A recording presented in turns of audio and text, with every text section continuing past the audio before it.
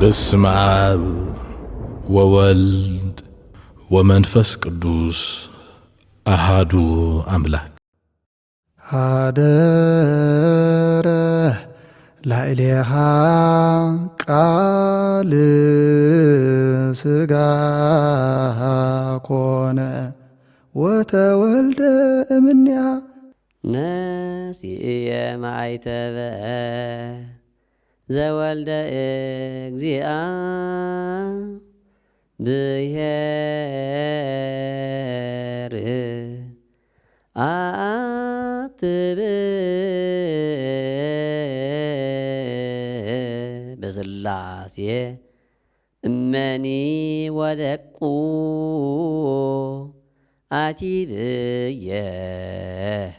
እትነሳእ በስመ አብ ወወልድ ወመንፈስ ቅዱስ ኃይለ መስቀሉ እትመረጐዝ በስመ አብ ወወልድ ወመንፈስ ቅዱስ አሃዱ አምላክ እግዚአብሔር ዘፍቅረኩም ንእግዚአብሔር እተፍቅርዎ ንህዴና ቅድስተ ቅዱሳን ንጽሕተ ንጹሓን ድንግል ማርያም በረኸትን ረድኤትን እትምህፀኑ ዝኸበርኩም ምእመናን ዝኸበርክን ምእመናት ኣቦታት ኣዴታት ኣሕዋት ኣሓት ካብ ዓብዪ ክሳብ ንእሽቶ ብስም እግዚአብሔር ደሓን ደሓዲርኩም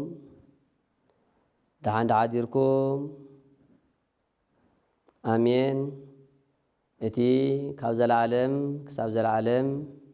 ሕያው ዝኾነ እግዚአብሔር ኣምላኽና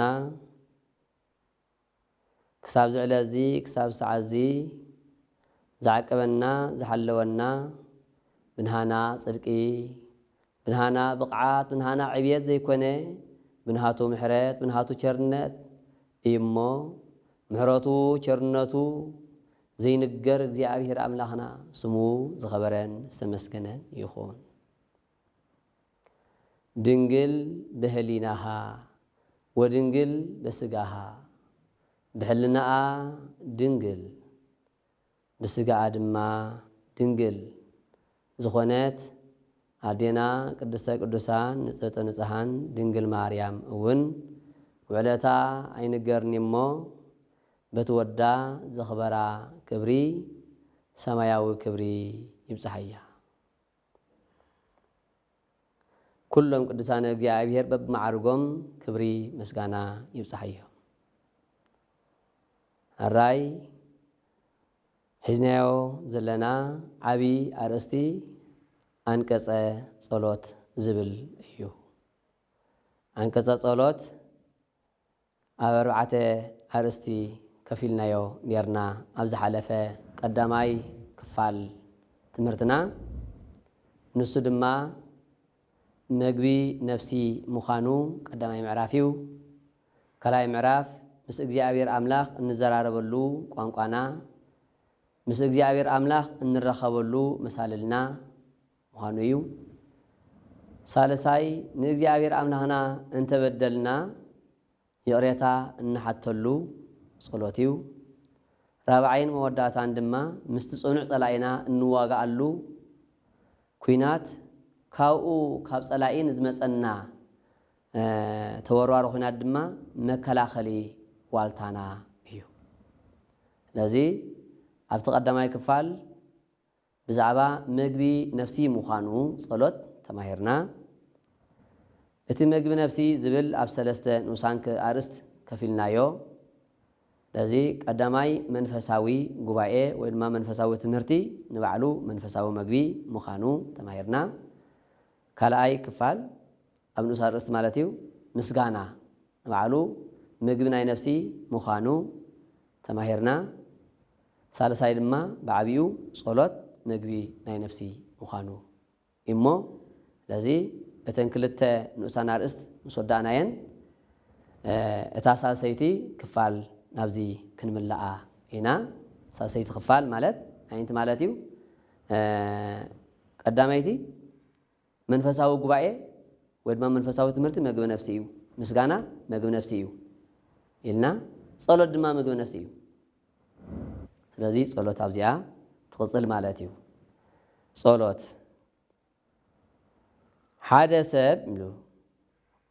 ሓደ ሰብ ኣብ ግዚኡ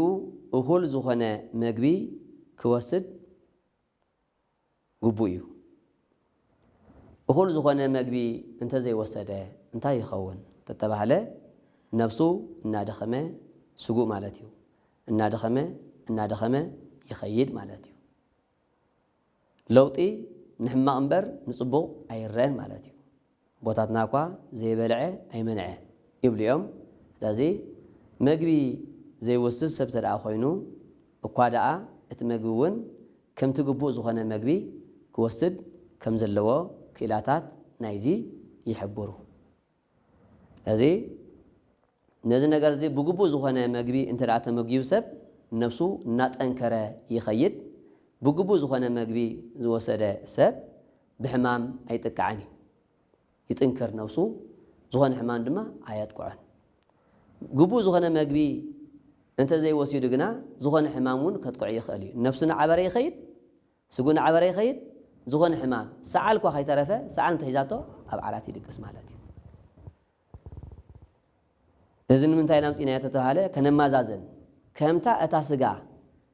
እንተ ተመጊባ እትጥንክርን እትሕይልን ጉልበት እትረክብን እታ ነፍሲ ድማ ንሃታ መግቢ እንተ ደኣ ተመጊባ ክትጥንክርን ክትሕይልን ትኽእል እያ ማለት እዩ እታ ስጋ እንተ ዘይተመጊባ እናደኸመት ከም ትኸይድ እታ ነፍሲ ድማ እንተ ዘይተመጊባ እናደኸመት ትኸይድ ስጋ ንሃታ መግቢ ኣለዋ እንተ ዘይተመጊባ እናደኸመት ትኸይድ ኢልና ነፍሲ ድማ ንሃታ መግቢ ኣለዋ እንተ ዘይተመገበት እናደኸመት ትኸይድ ስለዚ ዝደኸመት ስጋ ዝኾነ ዕውት ዝኾነ ስራሕ ክሰርሕ ከም ዘይትኽእል ዝደኸመት ነፍሲ ድማ ዕውት ዝኾነ ስራሕ ክሰርሕ ኣብ መንፈሳዊ ኣይትኽእልን ማለት ሓደ ሰብ ብጥሙዩ ከሎ ከም ስራሕ እንተበልካዮ እንታይ በሊዕ ክሰርሕ ጥሜትን ጽምእን ቤትና ነዚ ከመይ ኢልና ክንሰርሖ ከመይ ኢልና ክንጎይ እዩ ዝብል ማለት እዩ ስለዚ ሓደ ሰብ ድማ ነፍሱ መንፈሳዊ መግቢ ዝኾነ ጸሎት እንተዘይተመጊባ ኣዝዩ እናደኸመ ይኸይድ ብዝኾነ መናፍቕነትን ብዝኾነ ክሕደትን ክጥቃዕ ድማ ይኽእል ብዝኾነ ሕማም ክጥቃዕ ይኽእል ማለት እዩ ስለዚ እዚ ማለት ሎሚ ሰብ ካብ መንፈሳዊ ስራሕ ዝጎድል ብዙሕ ማለት እዩ ንኣብነት ከም ቁርባን እንተኢልና ሰብ ኩሉ ኣይቆርብን ቆርብ ግን ይደሊ ኣይደልኒ ኣይኮንን ዝብል ቆርብ ደልየ ነገር ግን ተኣዋነይ ነገር ግን ከመይ ኢለ ኣበይ በፂሕናዮ ኢሉ ንዕኡ ነቲ ቅዱስ ቁርባን ከምዘይ ከኣል ንሱ ከምዘይ በቕዖ ገይሩ ዝወስዶ እንታይ ስለ ዝኾነ እታ ነፍሱ ገና ኣብ ጥሜትን ኣብ ጽምን ስለ ዘላ ነቲ ናይ ቅዱስ ቁርባን ህይወት ንኽበፅሖ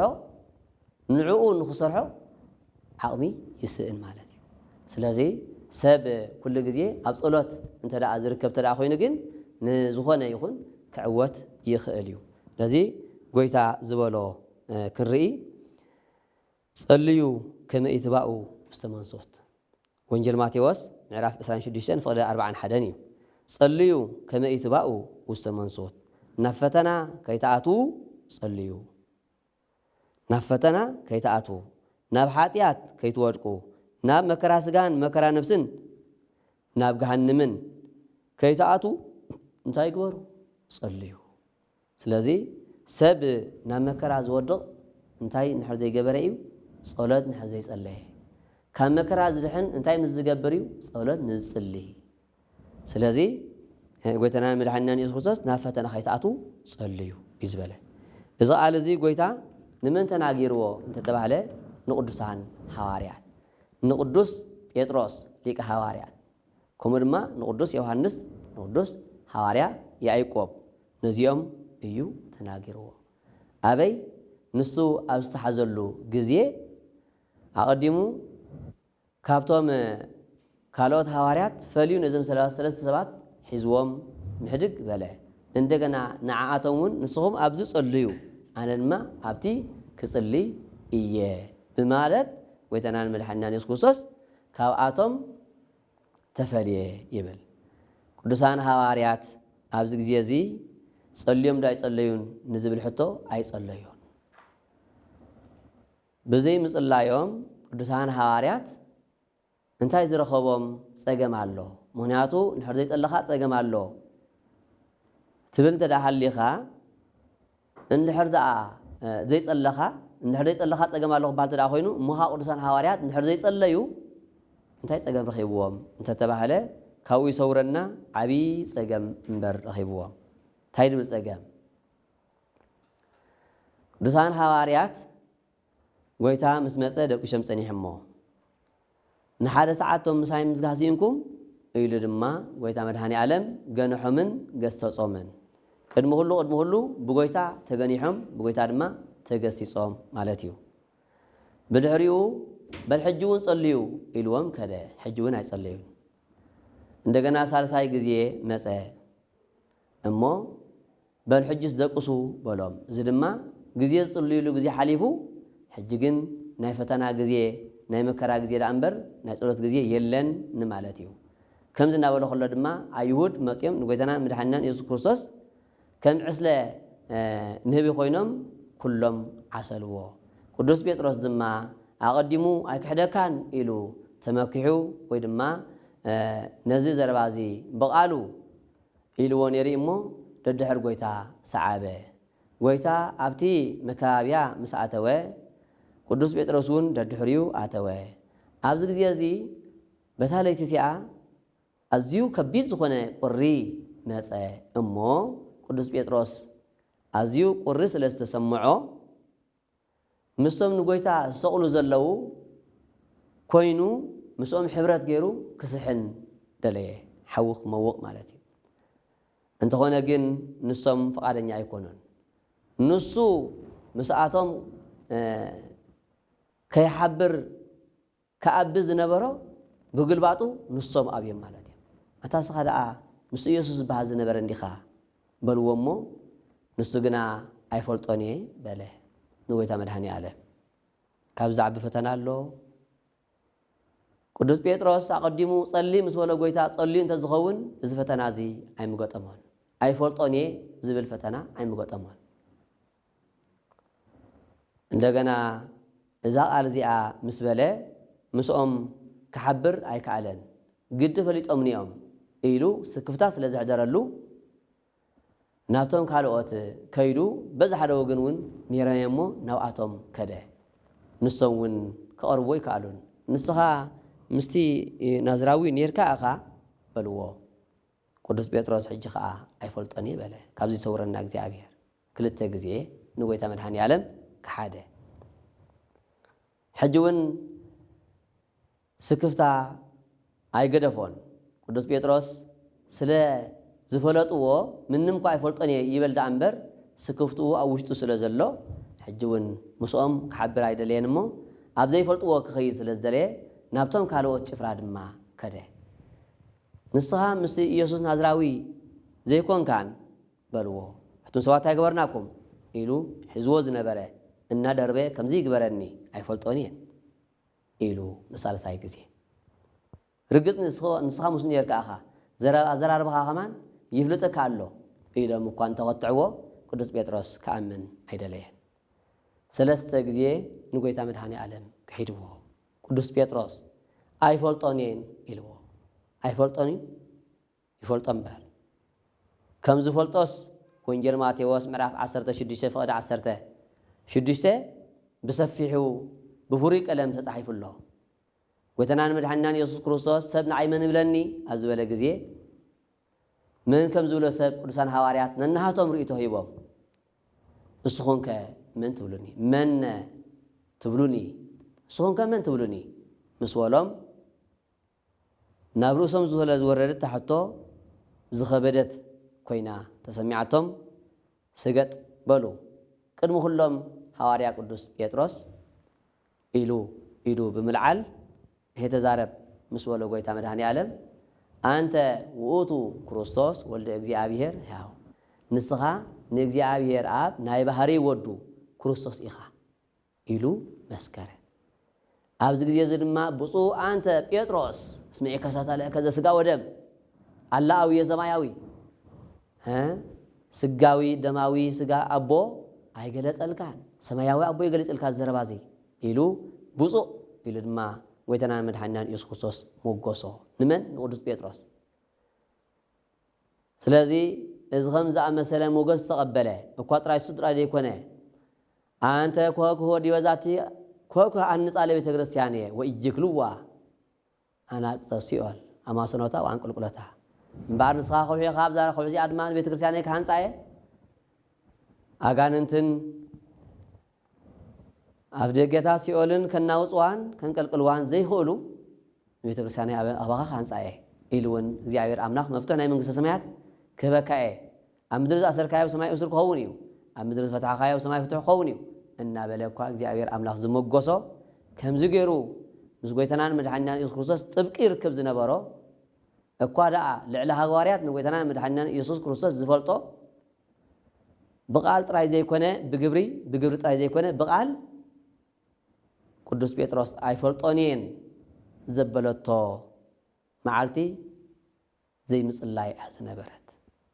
ኣብ ፈተና ከይተኣትዉ ትብል ቃል ኣይተግበራን ንእለታ ድማ ኣብ ፈተና ከኣቱ ብፈተና ድማ ክሰዓር እንከሎ ኢና ንርኢ እሞ ስለዚ እንተ ዘይጸሊና ዝኾነ ፈተና ክገጥመና በቲ ፈተና ድማ ክንሰዓር ናይ ጭንቀትን ናይ ውርደትን ሰባት ድማ ንኸውን ክብርና እናቐነሰ ይኸይድ ስለዚ ክብሪ ክህልወና ኣብ ቅድሚ እግዚአብሔር አምላኽ ክቡራን ፍጥረት ክንከውን ንኻልኦት ጸላእትና ድማ ክንስዕር እንተዳ ኮይና ሎሚ ጎይታና መድኃኒናን ኢየሱስ ክርስቶስ ንቅዱስ ጴጥሮስ ዝበሎ ኣብ ፈተና ከይተኣቱ ጸሊ ዝተባህለ ሕጂ እውን እቲ ቃል ምሳና ስለ ዘሎ እንተ ደኣ አንቢብናዮ እንታይ ዝብል ኣብ ፈተና ከይተኣቱ ጸልዩ ይዝብል ሕጃላይ እቲ ንቅዱስ ጴጥሮስ ዝረኸቦ ከይረኸበና ሎሚ ክንጽልይ ይግባአና እንተ ጸሊና ክንድሕኒና እንተ ዘይጸሊና ግን ናይ ቅዱስ ጴጥሮስ ፈተና ኣባና ክህሉ እሞ ሎሚ ብዙሓት ሰባት ኣብ ክሕደትን ኣብ ሓጢኣትን ዝነብሩ ዘለዉ ድማ ነዚ ነገር እዚ ብዘይ ምግባሮም ምዃኑ እዩ ነዚ ካብዚ ክስውረና እግዚአብሔር ናብ እግዚአብሔር አምላኽ ክንጽልይ እዚ ነፍስና ክትጥንክር ነፍስና ክትሕይል ሓይላ ድማ ኣብቲ ዝግባእ ቦታ ቆይማ ክትርከብ ተዳ ኮይና ክንጽልይ ይግባአና እቲ ቀዳማይ ምዕራፍ ኣብዚ ወዲና ኣለና ካልኣይ ምዕራፍ እንታይ ኢና ልናዮ ካልኣይ ምዕራፍ ዓብ ምዕራፍ ማለት እዩ ምስ እግዚአብሔር እንዘራረበሉ ድላይና እንሓተሉ እዩ ጸሎት ማለት ምስ እግዚአብሔር እንዘራረበሉ ዘድልየና ነገር ድማ ንእግዚአብሔር እንሓተሉ እዩ ሃራይ ኣብቲ ዝርዝሩ ክነኣቱ ጸሎት ብሂል ተናግሮተ ሰብ ምስለ እግዚአብሔር ጸሎት ማለት ይብሉ ኣቦታትና ኣፍት መንፈሳዊ አንቀጽ 14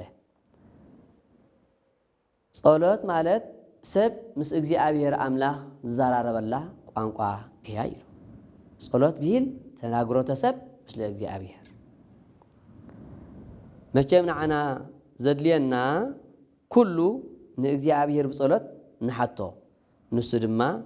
ጸሎትና ሰሚዑ ዘድልየና ዝለመናዮ ከይቆጠበ ይህበና ስለዚ እግዚአብሔር አምላኽ ወሃቢ እዩ እግዚአብሔር አምላኽ ሃብታም እዩ እግዚአብሔር ኩሉ ዝኽእል እዩ ስለዚ ንሕና ድማ ዘድልየና ድማ ብዙሕ እዩ ነቲ ብዙሕ ዘድልየና ንእግዚአብሔር አምላኽ ንነግሮ ንእግዚአብሔር አምላኽ ኩሉ ይከኣሎ ስለ ዝኾነ ስለዚ ንሕና ንእግዚአብሔር አምላኽ ክንነግሮ ንሱ ድማ ዘድልየና ክህበና ቅዱሳት መጻሕፍቲ ብተደጋጋሚ ይሕብሩና ገለ ካብኡ ንምጥቃስ ወመሰ ቦ ዝሃጣ ለጥበብ ለይስአል ሃበ ወሃቢ እግዚአብሔር ዘይሁብ ለኩሉ በስፉ እንዘ ኢይትዔየር ንጥበብ ዝሰአና እንተሃልዩ ናብቲ ከይበቐቐ ከይቆጠበ ኣምሊኡን ኣስፊሑን ኣብዚሑን ንዝህብ እግዚአብሔር ይለምን ኢሉ ሐዋርያ ያዕቆብ ኣብ መልእኽቱ ምዕራፍ 1 ፍቕዲ 5 ኣቐሚጥና ኣሎ። ስለዚ ሰብ ንጥበብ ዝደለያ እንተደኣ ሃልዩ ኢሉ ምናልባት እቲ ዝድልና ዘሎ ንዓና ይምልከት ዘድልየና ነገር ናብ እግዚአብሔር ኣምላኽ ነመልከት ብምንታይ ብጸሎት ንሱ ድማ ዘድልየና ጥራይ ዘይኮነስ እቲ ንሕና ዝለመናዮ ጥራይ ዘይኮነስ እቲ ንዓና ዘድልየና ኩሉ ኣምሊኡን ኣስፊሑን ይህበና። ምክንያቱ ወዘእንበለ ንስኣሎ ይሁብ ፍትወተነ ዝብል ኣብ መጽሓፈ ኪዳን ተጻሒፉሎ። ወዘእንበለ ንስኣሎ ይሁብ ፍትወተነ ንዝደለናዮ ንሕና ከይለመናዮ እኳ ይህበና እዩ ይብል። እዚ ማለት ንሕና ጽቡቕ ነገር ሓደ ነገር እንተለመና እግዚአብሔር ኣምላኽ ደሪቡ ዘይለመናዮ ተላይ ይህበና ማለት እዩ። ንሓደ ነገር ምስ ለመናዮ እንከላይ ዘለመናዮ ወሲኹ ንዓና ከም ዘድልየና ፈሊጡ ይህበና። በቻስ ተቐዳመይቲ ለመና ቅንዕትን ጥዒትን ንጽህትን ትኹን ማለት እዩ። በቻስ ኣብ ቀዳማይ ድላይና ናብ እግዚአብሔር ኣምላኽ ነመልክት ናብ እግዚአብሔር ኣምላኽ ንለምን። ስለዚ ንሕና ንእግዚአብሔር ኣምላኽ እንተለሚና እግዚአብሔር ኣምላኽ ይህበና እኳ ጥራይ ዘይኮነስ ኣብዚሑን ኣስፊሑን ከም ዝህበና እዚ ቃል እዚ ይሕብረናን ይማዕደናን ኣሎ። ጎይታ ባዕሉ ኣብ ወንጌል ማቴዎስ ምዕራፍ 7 ከምዚ ይብል ሰኣሉ ወይትወሃበክሙ ህሱ ወትረክቡ ጎድጉዱ ወይትረሃው ለክሙ ለምኑ ክወሃበኩም እዩ ድለዩ ክትረኽቡ ኢኹም ማዕጾ ኳሕ ኳሕ ዓብሉ ክረሓወልኩም እዩ። ምክንያቱ ኢሉ እቲ ዝለመነ ይረክብ ዝለመነ ይወሃቦ ዝደለየ ይረክብ ዝጓዓኸ ይረሓወሉ ክብል ኣብ ወንጌል ማቴዎስ ምዕራፍ 7 ፍቕዲ 7 ኣቐሚጥልና ኣሎ። መዓዝ ጥራይ ኮይኑ ኣብ ወንጌል ሉቃስ እውን ኮ ብኸመይ ዝበለ ድንቂ ዝኾነ ኣርእስቲ ኣቐሚጥልና ኣሎ። ኣብነት ሂቡ ማለት እዩ። ወይቤሎሙ ብምሳሌ ከመ ዘልፈ ይጸልዩ ወኢይትሃከዩ ከይትሃከዩ ኩሉ ግዜ ንኽጽልዩ ከምዚ ኢሉ መሃሮም ከምዚ ኢሉ መዓዶም ከምዚ ኢሉ ነገሮም ይብል ወንጌላዊ ሉቃስ ዝጸሓፎ እዩ። ወንጌል ሉቃስ ምዕራፍ 18 ፍቕዲ ካብ 1 ጀሚርካ ክሳብ 8 ወሃለወ ኣሃዱ ንጉስ ይብል ኣብ ሓንቲ ሃገር ሓደ ዓመፀኛ ንጉስ ሓደ ንጉስ ነበረ። ወሃለወ ኣሃቲ እቤት በይእቲ ሃገር ኣብቲ ሃገር ድማ ሓንቲ ድኻ ሰበይቲ ነበረት እዩ ዝብል። ሓንቲ ድኻ ሰበይቲ ነበረት። እዛ ሰበይቲ እዚኣ ዋፅዓን ሽግርን ስለ ዝነበራ ናብ እቲ ንጉስ ናይቲ ሃገር ናብቲ እቲ ኸሓዲ ንጉስ ናብቲ ንሰብ ዘይፈርሕ ንእግዚአብሔር ንሰብ ዘይሓፍር ንእግዚአብሔር ዘይፈርሕ ንጉስ ናብዚ ከይዳ ጎይታይ ፍትሒ ኣውፃለይ በለቶ። ንሱ ድማ ኣራህ ንመፀ ሰበይቲ እዚኣ ኢሉ ይሰጓ። እንደገና ካልእ ግዜ እውን መፅያ ጎይታይ ፍትሒ ኣውፃለይ በለቶ። ሰበይቲ እታ ገበርናያ ኢሉ ይሰጓ። እንደገና ንጽባሓይቱ መፅያ ጎይታይ ፍትሒ ኣውፃለይ በለቶ። ድሕርዚ ኣነ ንእግዚአብሔር እንተ ዘይፈርሐኩ ንሰብ ድማ እንተ ዘይሓፈርኩ እዛ ሰበይቲ እዚኣ እናመፀት ልሕ ከተብለኒያ ፍትሒ ደኣ ካውፃኣላ ኢሉ እንታይ ክደልየ ሰበይቲ ከምዚኣ ደልየ ጎይታይ ኢላ ዝደለየቶ ምስ ነገረቶ እገሊየ እዛ ሰበይቲ ዘለየቶ እንግበረላ ኢሉ እቲ ነገር ምእንቲ ናተመላለሰት መኮይ ተብሎ እቲ ዝደለየቶ ነገር ገይሩ ከም ዝሰደዳ ዝሓሰበቶ ከም ዝፈጸመላ እቲ ቃል ይነገር። ስለዚ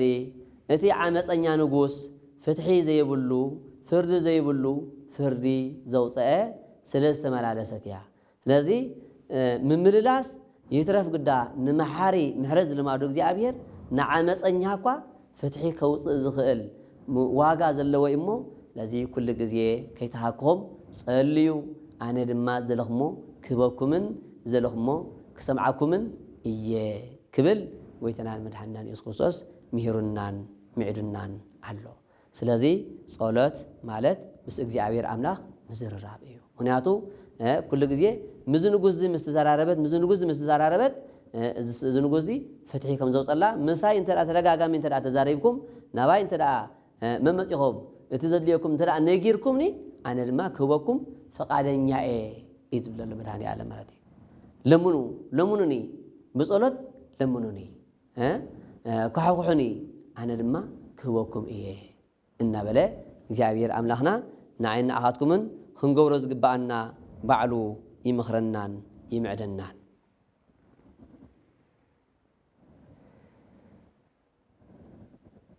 ከምኡ ድማ ሐዋርያ ቅዱስ ጳውሎስ ድላይኩም ዘበለ ሁሉ ብጸሎትን ልማኖን ምስናይ ምስጋና ኣብ አምላኽ ይፈለጥ እምበር ብገለ እኳ ኣይትጨነቁ ይብል ና ፊልጵስዩስ ኣብ ዝለኣኾ መልእኽቱ ምዕራፍ 4 ፍቕዲ 6 ስለዚህ ድላይና ንእግዚአብሔር ንነግሮ እግዚአብሔር አምላኽ ሰምዕ ምዃኑ ፍሊጥና ድማ ሓጎስ ተመሊኡ ኣይሙረና ናብ ገዘና ክንምለስ ይግባአና ምክንያቱ እግዚአብሔር አምላኽ ብጸሎት እንተዳ ሓቢርናዮ ዝሰምዕ አምላኽ ስለዝኾነ ስለዚህ ብገለ እኳ እንታይ ትገብሩ ኣይትጨነቁ ምክንያቱ ዝሰምዕ አምላኽ ስለዝኾነ ናብ ሰምዕ አምላኽ ነገርካ ኣብፅሒኻ ስለዘለኻ በዚ ነገር እዚ ንእግዚአብሔር አምላኽ በል ንስኻ ትሰምዕ አምላኽ ኣለኻንሞ ብሓቂ እመስግነካ አምላኸይ ሰምዕ አምላኽ ስለዘለኻኒ ብሓጎስ እመስግነካ ዘለኽዎን ማትገብረለይ ድማ ነጊረካ ኣለኹ ኢልካ ከም ዝግበረልካ ፈሊጥካን ኣሚንካን ብሓጎስ ንገዛኻ ክትምለስ ከም ዘለካ ብገለኳ ኣይጨነቁ ክብል ይነግረናን ይምዕደናን ስለዚ ጸሎት ምስ እግዚአብሔር አምላኽ ምዝርራብ እዩ هراي قصلا بلنا كابزي انريو انت داهاليو እዚ ሁሉ ኩሪዮ ጸናሕና ክንጽልይ ከም ዝግባአና ኢና ክርጽኒሕና ቅጽላ ቢልና ድማ ጸልዮም እግዚአብሔር አምላኽ መልስ ዝሃቦም ካ አብነት ዝኾኑ ገለ ካብቶም ቅዱሳን አቦታትናን አዴታትናን ምስ እግዚአብሔር አምላኽ ብጸሎት ዘራረቡ ዝነበሩ ገለ ካብኣቶም ንምጥቃስ ድማ ናብኡ ሕልፍ ንብል بصلوت زدليومن صقوممن نእግዚአብሔር زحبرو እግዚአብሔር ድማ ጸሎቶም ሰሚዑ ምላሽ ዝሃቦም ብዙሓት እዮም ጥራይ ዘይኮንስ ናይ ብዙሓቱን እዮም ንእግዚአብሔር አምላኽ ዘድልዮም ከምኡ ድማ ጸገሞም ንእግዚአብሔር አምላኽ ሓቢሮም እግዚአብሔር አምላኽ ድማ ጸሎቶም ሰሚዑ ነቲ ዘድልዮም ዝሃቦም ጸገሞም ድማ ዝፈታሐሎም ሰባት ብዙሓት እዮም ጥራይ ብዙሓቱን ኣይኮኑን ይብላል ማለት እዩ ታይዳ ናይ ብዙሓቱን እዮም ስለዚህ ዝተጨበጡን ዝተወሰኑን ኮኑና ኣመንቲ ካብ ዘመነ ሐዲስ ካብ ዘመነ ብሉይ ኣርባዕተ ክርኢና ዘመነ ብሉይ ነቢይት ሐና ጥበበኛ ሰሎሞን ንጉስ ሕዝቅያስ ዮዲት ዘመን ሐዲስ መጋቤ ምኩራብ ኢያኢሮስ ከነአናዊት ሰበይቲ ካህን ዘካርያስ ማሕበር ቅዱስ ጴጥሮስ ምንት ጴጥሮስ ዝገበርዎ ጸሎት ለዚ እዚኦም ታይም ካብቶም ብዙሓት ጥራይ ዘይኮነ ካብቶም ናይ ብዙሓት ጸሎቶም ተሰሚዖም ንእግዚአብሔር አምላኽ ዘድልዮም ምስ ነገሩ እግዚአብሔር አምላኽ ድማ ዘድልዮም ዝሃቦም ጸገሞም ምስ ነገሩ እግዚአብሔር አምላኽ ድማ ጸገሞም ዝፈታሐሎም ካብኣቶም ገለ ክፋል ሰባት እዮም ናብ ነቢይት ሐና ክንመጽእ ነቢይት ሐና ኣደ ነቢ ሳሙኤል እያ ነቢይት ሐና በዓል ቤታ ካህን ህልቃና ይበሃል ካህን ህልቃና ክልተ ንስቲ ነይረኖ ዋ ካህን ተባለ ዳ ኸመይለን እንተን ክልተ ንስቲ መጽየን ተተባሃለ ኣብ ዘመነ ኦሪት ብምንባሩ ዘመነ ኦሪት ንባዕላ ፍርቂ ሕጊ ስለዝነበረት ክሳብ ወንጀል እትመጽእ ማለት እዩ ለዚ ኣብኡ ዝነበሩ ሰባት ድማ ጉድለት ይርከቦም ነይሩ እዩ ለዚ ንባዕላታ ሕጊ ኣብቲ ግዜ ዝነበረት ፍርቂ ስለዝኾነት ነቲ ዝጎደሎም ጎዲሉኩም ኢላ ክንነቕፎም ኣይትኽእልን እያ ንባዕላ ጎደሎ ስለ ዝኾነት ማለት እዩ ስለዚ እታ ካልኣይቲ ሰበይቲ መን ትበሃል ናይ ህልቃና ፍናና ትበሃል ፍናና እሺ እዛ ፍናና እትበሃል ንሃና ተባጭወላ ነበረት ምክንያቱ ሃና ወላድ ኣይነበረትን ፍናና ግን ወላድ ያዝ ነበረት ማለት እዩ ወላድ ብምዃና ሃና ግን ወላድ ብዘይ ምንባራ ተባጭወላ ነበረት እንታይ ኢላ ተባጭወላ ነበረት ተተባሃለ ድማ እጹተ ማህፀና ዝተዓጽወ ርግምተ ከርሳ ዝተረግመ ይብስተ ኣጥባታ ዝደረቐ ህጥተ በረኸት ሰኣነት ብዙሕን ተባዙሕን ንምድሪ ድማ ምልእዋ ዝብል ናይ እግዚኣብሔር በረኸት ኦሪት ዘፍጥረት ምዕራፍ 2 ማለት እዩ ህጥተ በረኸት ሰኣነት እናበለት ትሰቐላ ትውለድ እምበር ዘይትወልድ እናበለት ተባጭወላ ነበረት ሃና ድማ ሓዘን ይስማዓ ነበረ ካብ መዓልታት ሓደ መዓልቲ ክስውኡ ኢሎም ናብ ሴሎ ዝተባሃለ ቤት መቕደስ ቤት ኣምላኽ ናብኡ ምስከዱ ሃና መብላዕ ዓበየት ይብል መብላዕ ዓበየት ኣይትበልዕን ነበረት ይብል ኣይትበልዕን ማለት ኣይትጥዕምን ነበረት ኣይኮነን እንታይ ደኣ ደስ ኢልዋ ኣይትበልዕን ንኽብል እዩ ይብል ሃና ተንሲኣ ናብ ቅድሚ እግዚኣብሔር ኣምላኽ ከደት ይብል ወተንሳኣት ሃና እምድህረ በልኡ በሴሎም ወቆመት ቅድሚ እግዚኣብሔር በሴሎም መስዋዕቲ ምስ ሰውኡ ናብ ቅድሚ እግዚኣብሔር ከደት እሞ ኣብ ቅድሚ እግዚኣብሔር ኣምላኽ ድማ ጸጥ ኢላ ዓው ዝበለ ድምፂ ዘይብላ ከንፈራ እናተንቀሳቐሰ ናብ እግዚኣብሔር ኣምላኽ ትልምን ነበረት ሰዓታት እውን ነውሐ ይብል ካህን ኤሊ ኣብ ኣፍ ደገ ቤት መቕደስ ኮፍ ኢሉ ይዕዘብ ነበረ ዘረባ ኣይሰምዕን ነበረ ግዜ ስለ ዝወሰደት እዛ ሰበይቲ ስኽርቲኣ ኢሉ ሓሲብዋ ስለ ዝፀንሐ እናነውሐ ምስከደ ግዜ ኣሰበይቲ ስኽራን ክደኣ ኣይውዳእን ድዩ በላ ኣቦይ ብስኽርቲ ኣይተማስለኒ ኣነስ መሪርኒ እዩ ኢላ ድማ ናሃታ ፀገም ኣካፈለቶ እታ ኮንክ ጓለይ ምስ በላ ኩሉ ናሃታ ፀገም ምስ ነገረቶ እግዚኣብሔር ሓሳብ ልብኺ የስምረልኪ ኢሉ ባሪኹ ሰደዳ እንሆ ድማ ብድሕሪ እዚ ሓዘን ዝበሃል ኣብ ገፃ ኣይትረኣየን ይብል ስለዚ ምሳ ሃዋርያ ቅዱስ ጳውሎስ ናብ ሰብኣ ፊልጵስዩስ ዝለኣኻ ድላይኩን ዘበለ ኩሉ ብጸሎትን ልማኑን ኣብ ኣምላኽ ይፈለጥ እምበር ብገለ እኳ ኣይትጨነቑ ዝበለ ምስኣ ትሰማዕ ኣርእስቲ ዋና ኣርእስቲ እዚኣ ማለት እዩ ስለዚ ሓዘን ዝበሃል ኣብ ገፃ ኣይትረኣየን ይብል እግዚኣብሔር ኣምላኽ ከም ዝሰማዓ ካህን ኤሊ ከም ዝባረኻ በዚ ነገር እዚ ከም ስምረላ ተረዲያ ተረጋጊኣ ገዛኣ ኸደት እሞ ንዓመቱ ድማ ምስ ውላዳ ወዓለት እግዚኣብሔር ኣምላኽ ጸሎታ ስለ ዝሰማዓ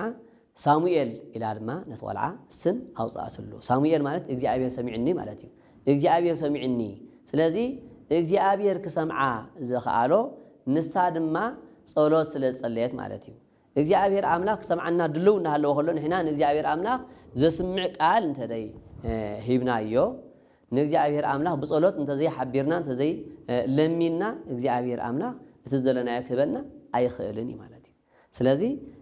ሰሚዕኒ ማለት ኣነ ለሚነ እሱ ድማ ሰሚዕኒ ማለት እዩ ከይለመነት ኣይኮነ ተሰሚዓ ማለት እዩ እንታይ ደ ሰሚዑ ሰሚዕኒ ክትብል ተዳ ኮይና እንታይ ሰሚዑ ጸሎት ስለዚ ብጸሎት ምስኡ ተዘራሪባ ንሱ ድማ ናሃታ ጸሎት ሰሚዑ ተቐቢሉ መልሲ ናይ ጸሎታ ድማ እቲ ዘልያቶ ዝነበረት ውላድ ብሩኽ ውላድ እኳ ደኣ ሃባ ይብለና ስለዚ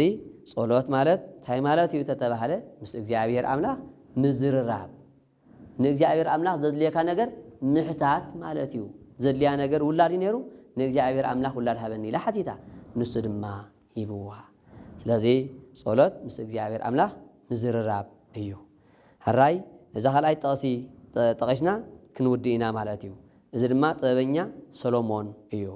ጥበበኛ ሰሎሞን ኣብ ገባኦን ከይዱ 1000 መስዋዕቲ ሰውዐ እግዚኣብሔር ብሕልሚ ለይቲ ተገሊጹ ሰኣል ለከ ስእለተ ዝሃለየ ልብከ ከመ ኣሃብከ ክህበካ ልብኻ ዝሓሰቦ ነገር ለምነኒ በሎ ንጉስ ሰሎሞን ኣቦይ ዳዊት ኣብ ቅድሚኻ ብንጹህ ልቢ ብቕንዕና ብምምላሱ ዓቢ ምሕረት ብምግባር ንዓይ ንወዱ ኣብ መንበሩ ኣቐመጥካኒ ኣብ መንበሩ ኣቐሚጥካኒ ኣለኻ ኣነ ግን ወኣንሰ ህፃን ንኡስ أنا جن ودع 12 عامات هزاني هذا اللهو كساسي زاربو تخصصي زملصو أيفلتني ب صقام يكون بيمان زورورني أيفلتني موصي متوي أيفلتني زوج عني زل معني أيفلتني مو نعي نهزبي كن فردي زفردلو حبو لجبرك لب بزي سمع ويا جب فتح بصدق لهزبك نصبو كاب كفو نخفو دما كاب صبو فليه بمفلات نوغناتك نهزبخا بقبو سميعه قنع فردي كذهبلو لبي ويدما طبب حبني إلو لمنه نطبب سانا تدأهليو نبتو هاب زخونه እግዚአብሔር ይለምን ዝበሎ ሐዋርያ ያዕቆብ ማለት እዩ ናብቲ ወሃብ ዝኮነ እግዚአብሔር እኳዳ ኸብ ከሎ አምሊኡን አስፊሕን ከይበቀቀ እትላ ዘላ ትክክል መዚያ እትሰማዕ ርእስያ ማለት እዩ እግዚአብሔር በዚ ነገር እዚ ተሐጎሰ ከምዚ ድማ በለ ብዙሕ ሓብቲ ነዊሕ መዋእል ጸላኢ ዝስዕረሉ ሓይሊ አይለመንካን ብዙሕ ሓብቲ አይለመንካን ብዙሕ ነዊሕ መዋእል አይለመንካን ጸላኢ ዝስዕረሉ ሓይሊ ሃበኒ ኢልካ አይለመንካን አላ ሰአልከ ከመ ታይምር ሰሚዐ ፍትህ ዝለመንካዮ እንተዳሃልዩ ፍርዲ ግለጸለይ ዝብል እዩ ዝነበረሞ بقدميخا كابستنسو خونه بدحريخا كابستنسو نغستات زمسلكا زيله ايمرو طبب يبكى الله ان بل እግዚአብሔር አምላክ ድማ በዘይ ቁጥሪ በዘይ ስፍሪ ጥበብ ንጉስ ሰሎሞን ሃቦ ንጉስ ሰሎሞን ጥበበኛ እናበልና ተረጋጋሚ መግለጺ ወይ ድማ መጸውዒው ኮይኑ ዘሎ ንጉስ ሰሎሞን ገዲፍና ዝበዝሕ መጸውዒው ጥበበኛ ሰሎሞን ናሉ እዚ ጥበብ እዚ ንእግዚአብሔር አምላክ መስለመነ ምስ እግዚአብሔር አምላክ ብዛዕባ እዚ መስተዛራረበ ዝተዋሃቦ ጥበብ እዩ ገለ ካብ ጥበቡ ሓደ ጠቂስና ክንውዲኢና ማለት እዩ ትምህርትና ነጠቃለል ክልተ ሓራሳት ኣንስቲ ኣብ ሓደ ቤት ይነብራ ነበራ እታ ሓንቲ ሰበይቲ ወዳ ፀቀይጣ ስለ ዝቀተለት እታ ካልኣይታ ግና ደቂሳ ከላ ነቲ ጥዑይ ንዓኣ ወሲዳ ነቲ ዝሞተ ምስኣ ኣደቀሰቶ እታ ደቂሳ ፀንሐ ሰበይቲ እንተ ተንሰት ዝሞተ ውላድ ኣብ ቅድሚያ ወይ ወደይ ኢላ ርእንታ በለት ግን ወዳ ዘይኮነ ናይታ ሓንቲ ሰበይቲ እንተ ረአየት እትወዳ ኣብኡ ወእዚ እንዲ ወደይ ዳ ኣይፋሉ ተዳኾን ክዳ ዘይወድኽ ወደይ ትብሊ ሞይቱ እኮ ኮይኑ ድዩ ንሳ ድማ ትሽፍጣ ኖ ወደይ እዩ ምስ በለት سو نبالي حتى فتفاي تبالي بز نجار زي كسامة معك على نا نجوس يخدا نجوس منيو نجوس سلومون إذا تبى بزي مستعدلة ينزخ رز الله مالتين نجوس قويتاي نجوس إذا سويت زيا ودقت لاتو سلزين نتزوج ودان أبايا بلا نتزيها وديجين وشلات لي كتب الكلات هذا نو ودي سلزم موتاس نتنهاتي وديك تنزعن سلز دليتيا كتب التحنت ما تملس نجوس أبت وتعزل لدينا برا مسكرون سلا زي بلن انتهي بلن سقيموا تم إلو دحر أمو كلتي خندو ودي تلالخن هو مدحان كلتي خن ودي كابلكن تقول عاب كلته نترتور أمو كابروس خصاب أجرو ككفالكن كا نهبكن بلا نجوس سلام حراكم وخا يخون بلد اتازي ولدت جن اي نو ودي يقد معيني كابز موت دحن عاد صدو انس ودي زملسن مسيلني امبر موتنا ودي كري ايدلني مسبلت نغوس سلومون اينت مخانا اد فليطو ازيا اد يكونتن اد زيا امو كابزيا منطيلكم نزيا حوا كبل دما نزي دنق زخونه فتحي كفتح بقعه صلى انتاي صلى صلوت اذا صغازي كابي ترخبه كابي እግዚአብሔር بمنتاي ترخبه بصلوت ስለዚህ ጸሎት እንታይ ማለት እዩ ምስ እግዚአብሔር ምዝራብ ለዚህ ጸሎት ቢል ተናግሮ ሰብ ምስ እግዚአብሔር ዞሎ ቦታትና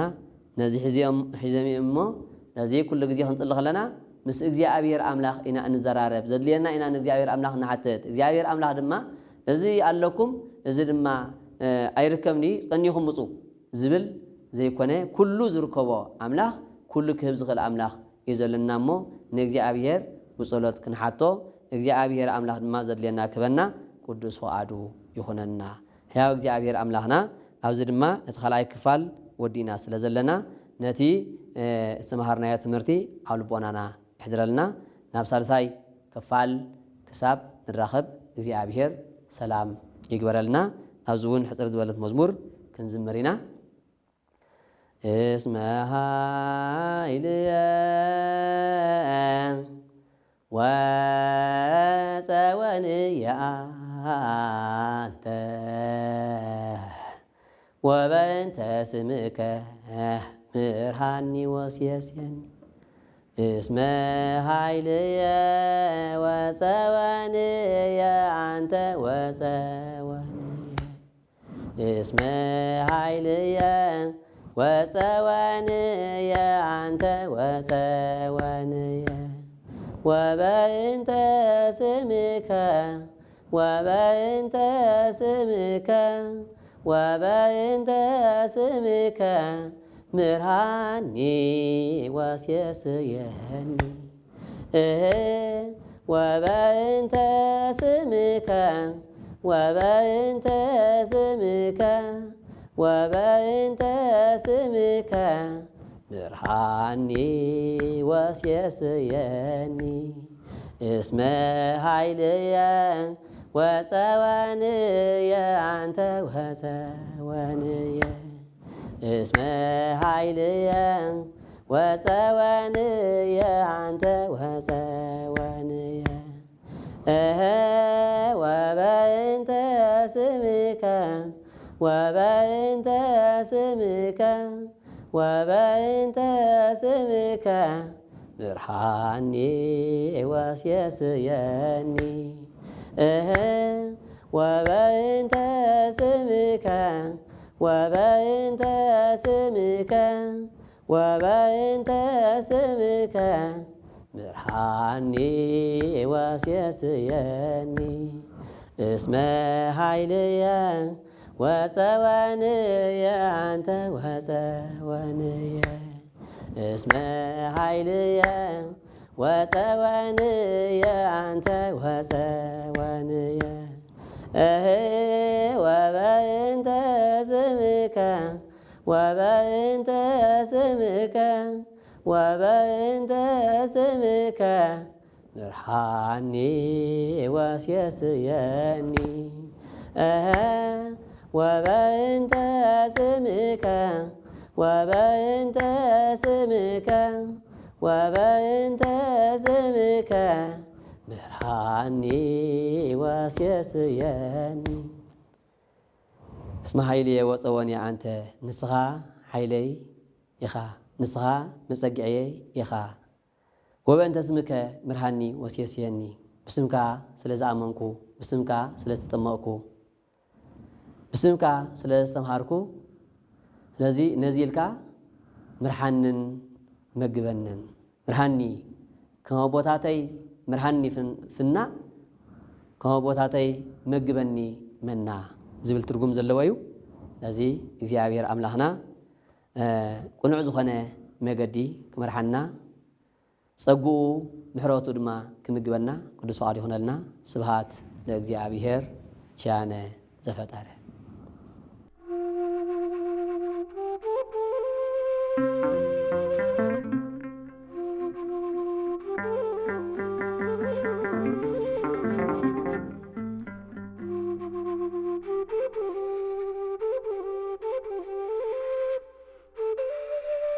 Thank you.